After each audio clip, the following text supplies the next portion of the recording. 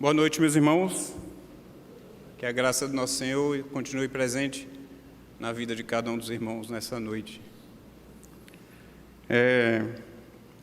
Algumas pessoas falando comigo lá atrás, eu sei que falando em nível de brincadeira, né? Mas coincidente foram umas 3 ou 4 pessoas.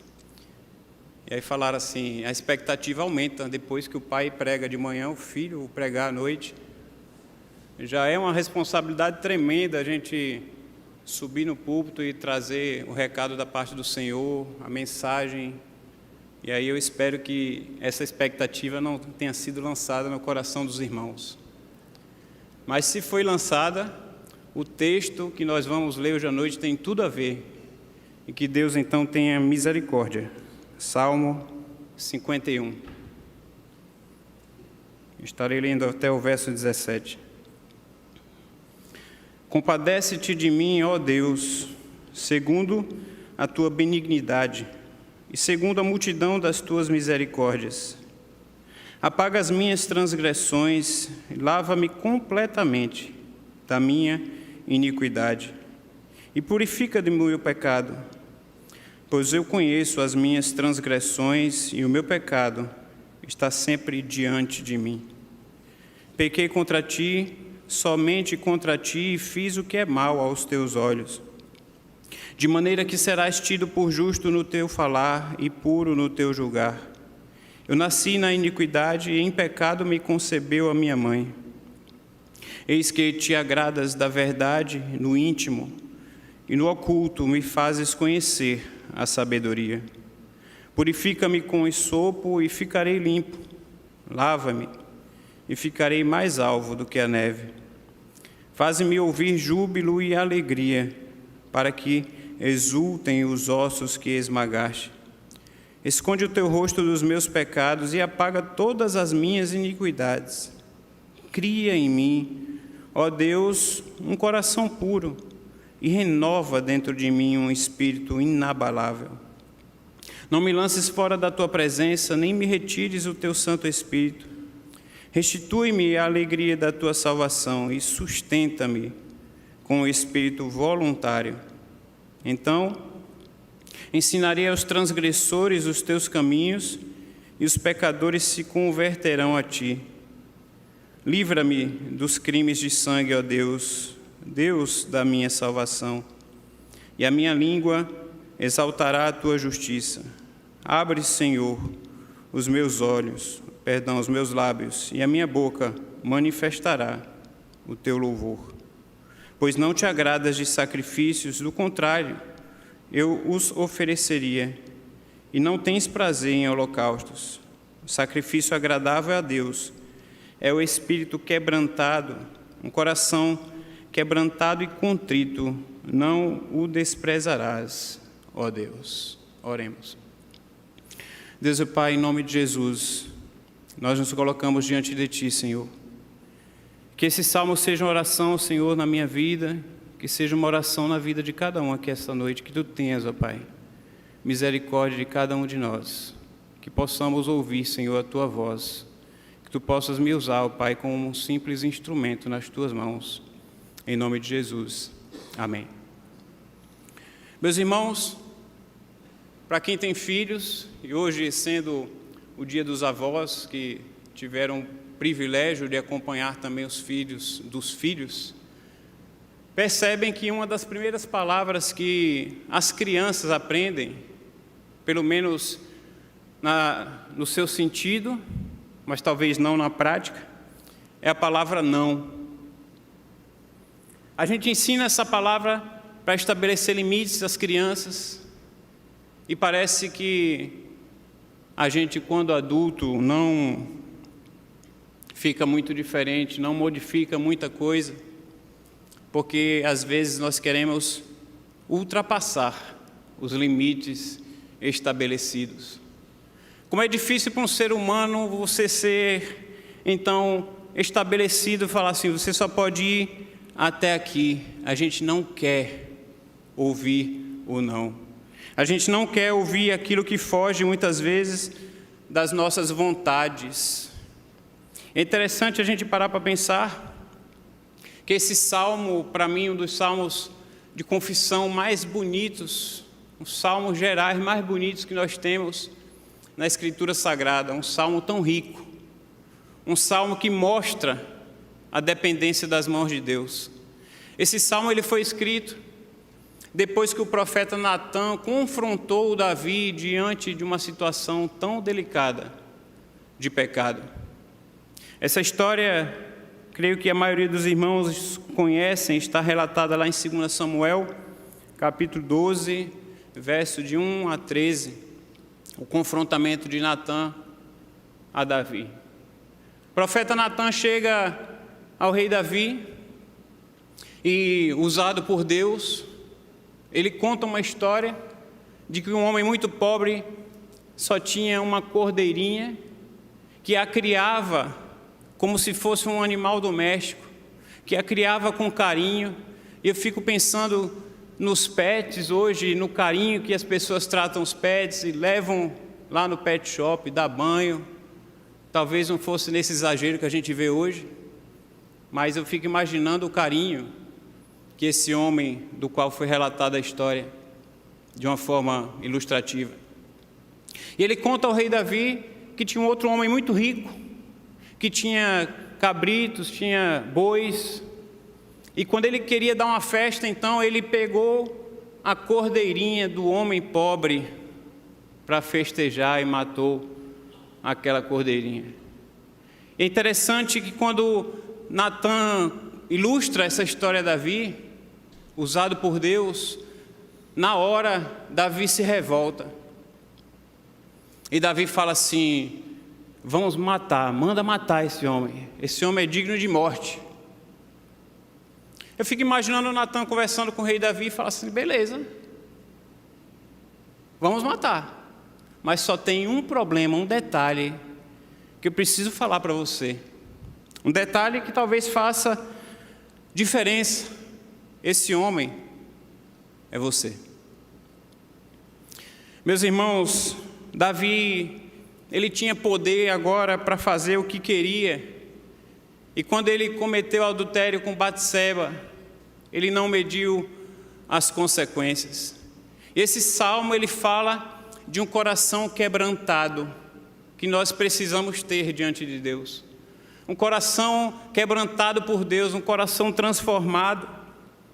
E eu quero dizer a você que para termos um coração quebrantado, e eu creio que todos nós verbalizamos isso, porque quando nós lemos esse salmo, o verso 1 nos fala profundamente: tem misericórdia de mim, ó Deus, tem compaixão, transforma a minha vida. Mas para termos um coração quebrantado, nós precisamos lembrar de que o senso de responsabilidade nós precisamos ter pelos nossos atos. Um coração quebrantado tem o senso de responsabilidade pessoal dos seus atos. Natã confrontou Davi, e o salmista ele declara aqui no salmo que nós lemos, ele não pede inocência, ele não lança culpa em outras pessoas, ele não lança culpa em outras situações, ele não se justifica. E a frequência das palavras descritas no salmo: as minhas transgressões, a minha culpa, o meu pecado, demonstram esse senso de responsabilidade dos seus atos. Uma vez que o salmista sabe que ele não merecia o perdão por um ato tão cruel cometido, ele roga, ele clama a Deus por misericórdia. Tem misericórdia de mim, ó Deus, por teu amor e por tua grande compaixão, apaga as minhas transgressões. Verso 1. Verso 3, ele fala de uma maneira muito pessoal também: eu conheço as minhas transgressões. A pessoa tem consciência que errou. Um coração quebrantado precisa ter a responsabilidade dos seus atos e ter essa consciência. E o primeiro passo que nós precisamos dar para uma mudança é reconhecer que precisamos mudar. Essa é a maior dificuldade. Porque muitas vezes o pecado ele nos cega. O pecado ele se transforma de tal maneira que muitas vezes a gente começa a alimentar o pecado, achar que aquilo é normal, e daqui a pouco, semelhante à cordeirinha da história contada pelo profeta Natan, ele começa a virar de estimação. E a gente já está tratando como se fosse algo normal. Precisamos, então, não fugir à nossa responsabilidade. Aquela frase que muitas vezes a gente fala aí sem querer, ou sem pensar muito, e a gente verbaliza e fala, não estou nem aí, quer saber, aconteceu, é assim mesmo, quem quiser falar de mim, que fale. Talvez até venha a síndrome do crente Gabriela, né? Eu nasci assim, eu cresci assim, eu vou morrer assim. Essa semana eu estava conversando com a minha esposa e conversando sobre um irmão da igreja que eu não vou falar, mas eu estava falando bem desse irmão. E a irmã França, ela sempre fala que se tem alguma pessoa que foi transformada, é aquele irmão, pelo Evangelho. Um irmão que teve testemunho do mundo afora, um irmão que provou das coisas boas que o mundo oferece. Esse irmão é um irmão super querido aqui da nossa igreja. Eu não acho que tem alguém que não goste dele. Não vou citá-lo, mas depois eu falo para ele que era sobre ele que eu estava falando. Mas o Evangelho, ele nos transforma dessa maneira. Nós precisamos entender que o Evangelho, ele nos dá condições, e nós precisamos entender sobre os nossos atos, não fugir da responsabilidade e não colocar a culpa no outro. Quantas vezes casamentos são desfeitos, quantas vezes relacionamento entre pai e filhos acontecem dessa forma, porque a gente se permite, porque o fulano é que começou. Eu fiz porque 3 pontinhos, né? E não deve ser por aí. Nós devemos ter a responsabilidade dos nossos atos. Um coração quebrantado é necessário, é desejado, pelo menos de uma forma verbal, por cada um de nós. Mas um coração quebrantado, ele tem senso de responsabilidade dos seus atos, mas também ele tem uma convicção de ter se voltado contra Deus. Acima de tudo, quando a gente peca, a gente não peca e a gente desagrada só a pessoa que a gente machucou. Acima de tudo, como a gente faz algo de ruim, a gente desagrada ao Senhor. Verso 4, o salmista declara isso muito forte, e ele fala, contra ti, só contra ti pequei e fiz o que tu reprovas. De modo que justa é a tua sentença e tens razão em condenar-me. A Bíblia, a Mensagem, fala o mesmo verso, e diz o seguinte, mas foi a ti que ofendi, e viste tudo, sabes a extensão da minha maldade. Meus irmãos, toda má ação, toda má conduta, tudo que é errado, tudo que é injusto, tudo que é desonesto, é contra a santidade de Deus, é mal aos olhos do Senhor. E quantas vezes a gente acha normal empresários que defraudam impostos nas suas empresas, funcionários que dão um jeitinho para resolver situações, e a gente acha isso tão normal. Infelizmente, a nossa cultura favorece tanto para isso. Mas precisamos lembrar que nós estamos indo contra a santidade de Deus. Provérbios 15, verso 3, o sábio fala, os olhos do Senhor estão em todo lugar, contemplando os maus e os bons. Não é um versículo temeroso, como se fosse um Big Brother celestial, da gente imaginar, mas é um senso de responsabilidade que a gente tem que lembrar, o ato da gente como cristão, o testemunho da gente aos filhos, aos netos, aqueles que estão ao nosso redor. Nós cantamos o amor de Cristo compartilhar aqueles que não conhecem, Mas será que os nossos atos estão sendo atos de amor, atos de transformação, atos de renovação, atos de pureza? Um desafio para cada um de nós, meus irmãos. O salmista, ele enfatiza esse fato porque ele sabe que está constantemente consciente que o seu pecado foi mais do que um pecado contra o homem, contra ti, só contra ti eu pequei. Quantas vezes nós nos voltamos contra Deus? As nossas más condutas nos fazem voltarmos contra Deus. Quantas vezes, diante da forma que nós vivemos, nós achamos que Deus esqueceu de nós, que Deus está distante, que a mão dele está pesando?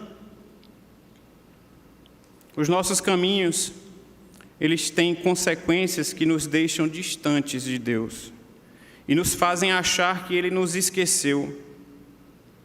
Quantas vezes a nossa não aceitação, por exemplo, de determinadas coisas, nos colocam contra Deus?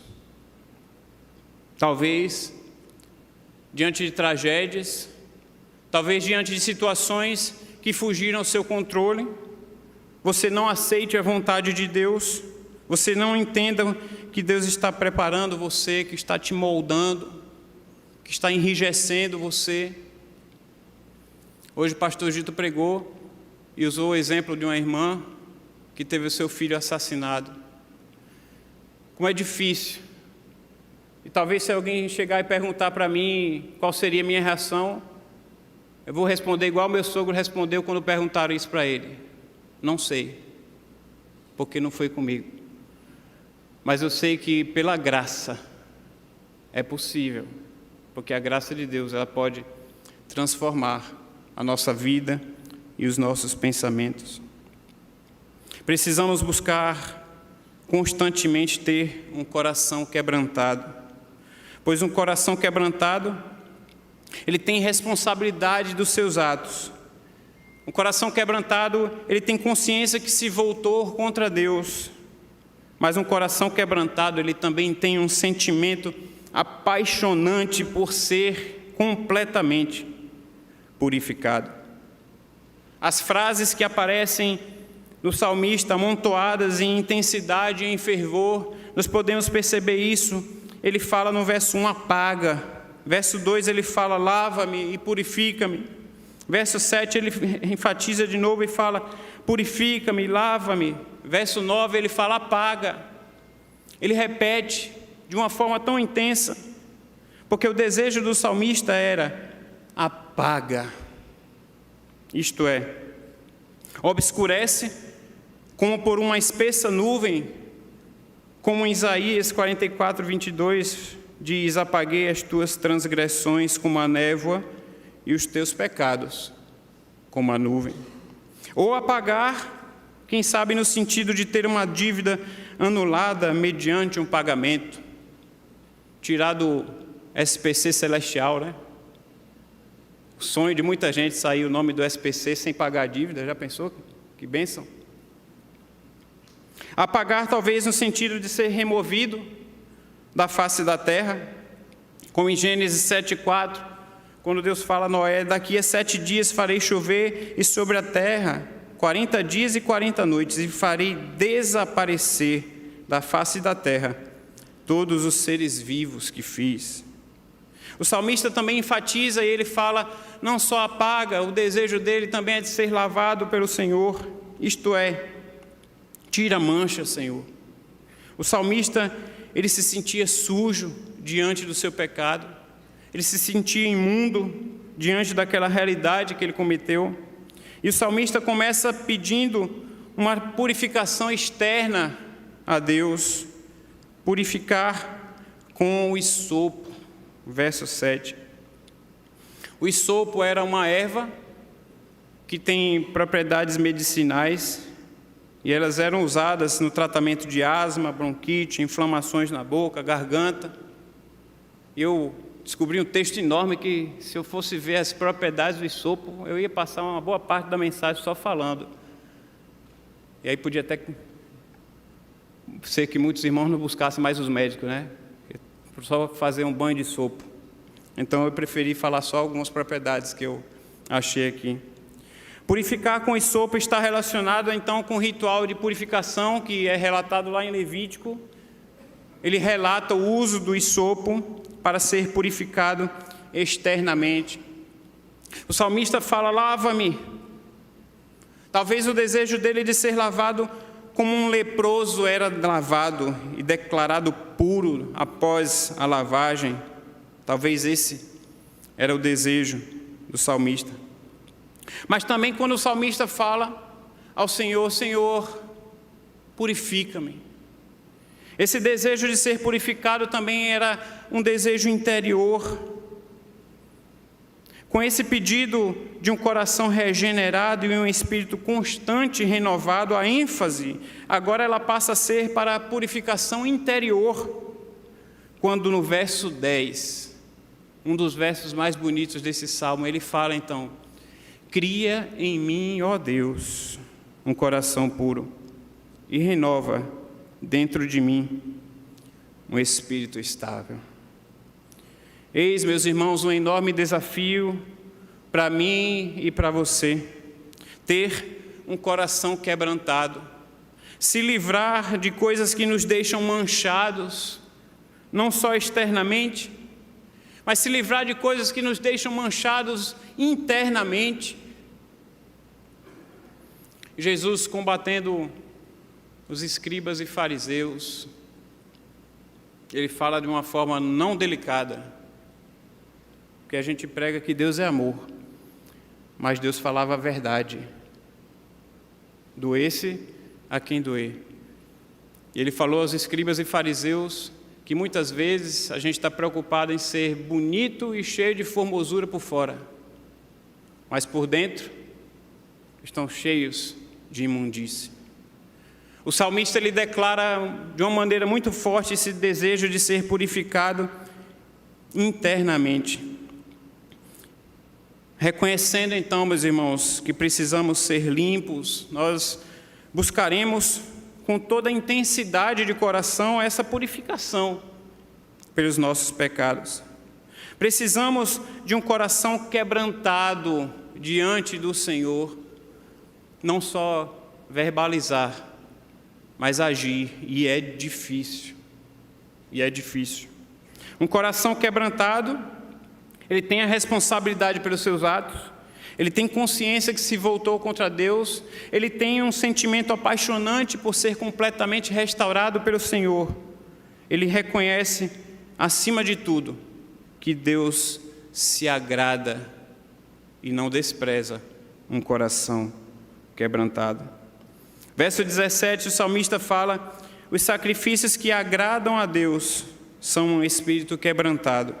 Um coração quebrantado e contrito, ó Deus, não desprezarás.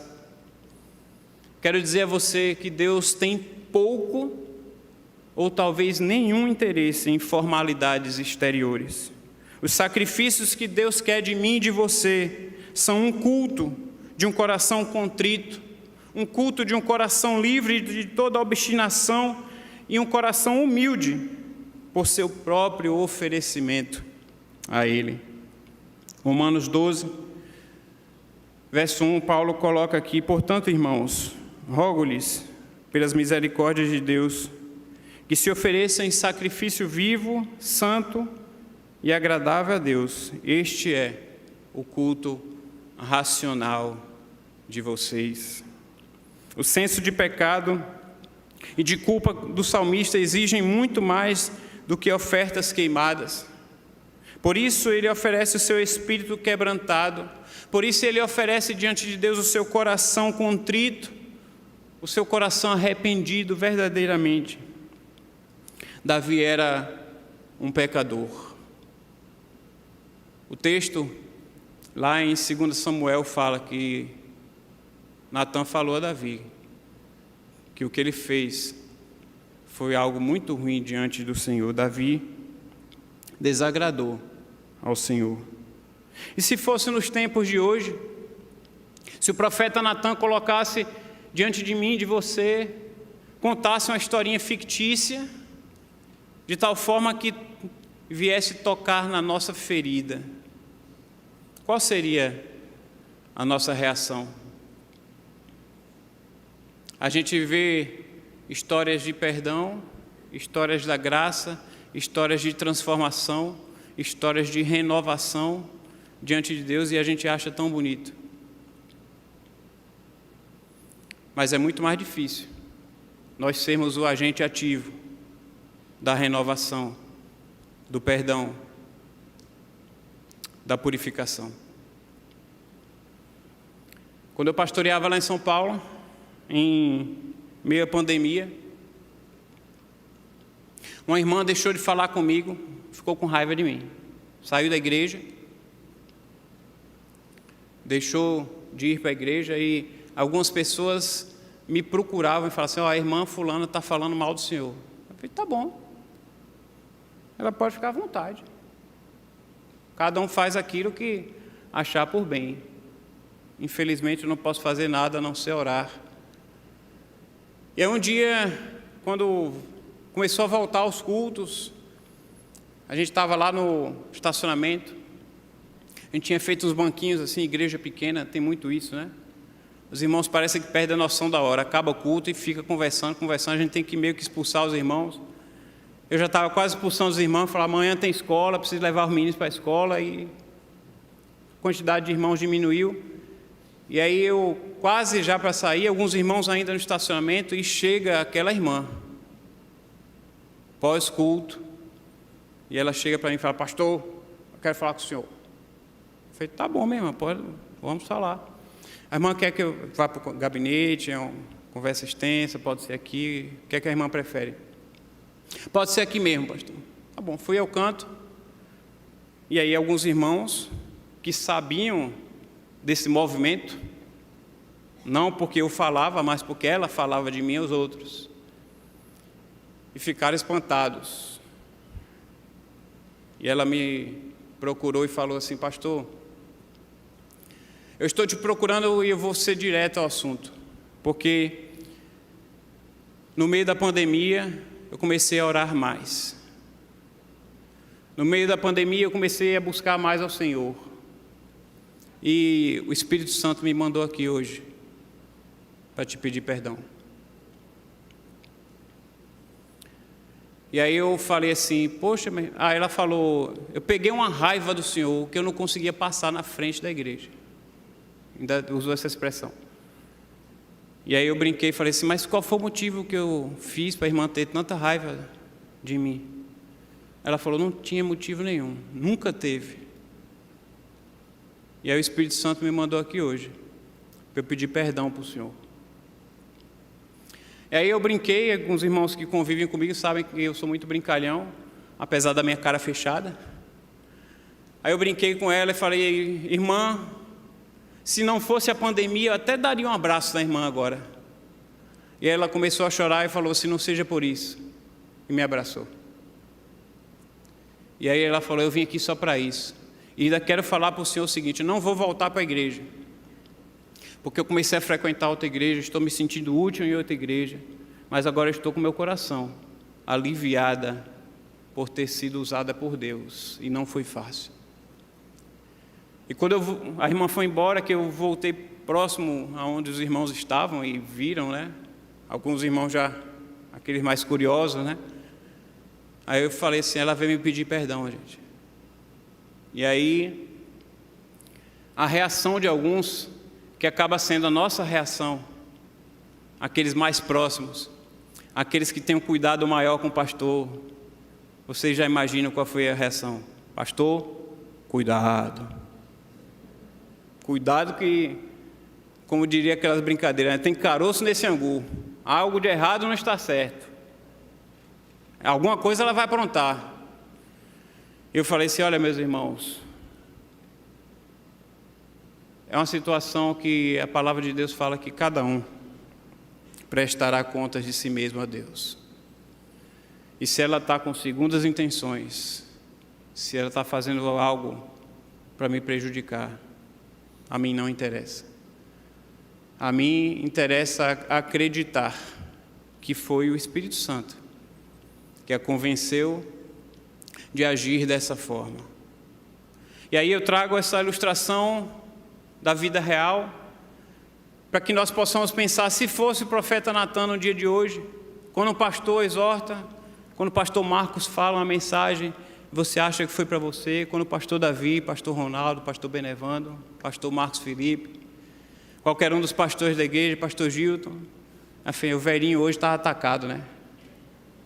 Falou sobre perdão, mas talvez tenha sido Deus usando esse servo para falar ao seu coração.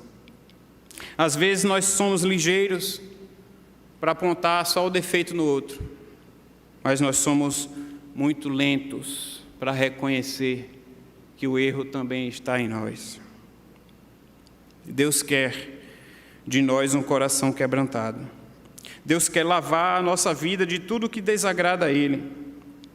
E Deus quer renovar a minha vida.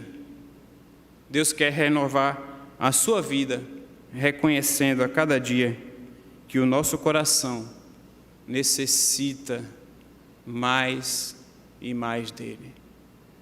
Que essa música que nós vamos cantar seja uma oração de transformação, uma oração sincera, que nós possamos cantar essa música no desejo de que Deus verdadeiramente renove a minha vida e a sua. Tem misericórdia de mim, ó Deus, por teu amor e pela tua compaixão. Que Deus abençoe a vida de cada um dos irmãos nessa noite.